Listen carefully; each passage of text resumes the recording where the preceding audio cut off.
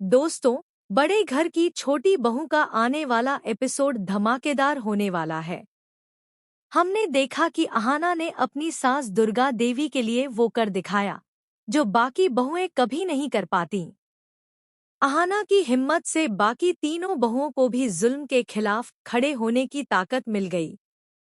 चारों ने मिलकर दुर्गा देवी को छोटू मामा के साथ तीर्थ यात्रा पर भेज दिया।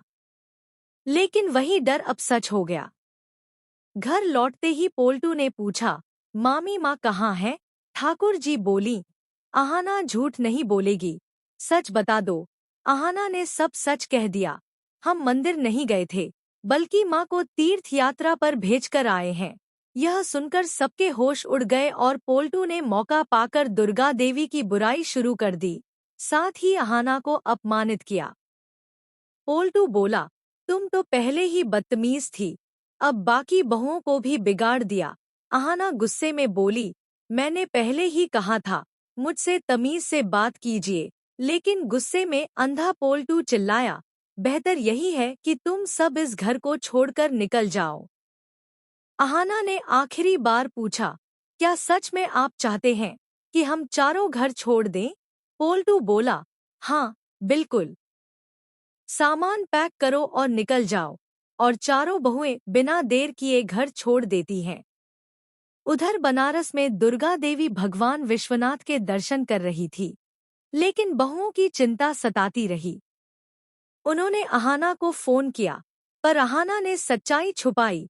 हम सब ठीक हैं माँ, आप जल्दी लौट आइए, हम आपको बहुत याद कर रहे हैं। लेकिन इधर घर में भूख और गंदगी का तूफान आ गया। न खाना बना, न सफाई हुई, न बर्तन धुले।